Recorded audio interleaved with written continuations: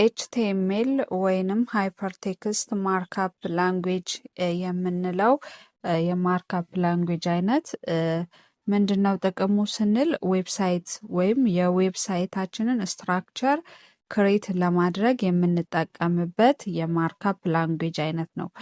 ኤችቲኤምኤል ፕሮግራሚንግ ላንጉዌጅ አይደለም፣ ነገር ግን የዌብሳይታችንን ስትራክቸር ክሬት የምናደርግበት ምንሰራበት ማርክአፕ ላንጉዌጅ ወይም ቱል ነው። ኤችቲኤምኤል እንግዲህ ኤችቲኤምኤል ኮድን ስንጽፍ የራሱ የሆኑ ምን አሉት ቤዚክ ታጎች አሉት።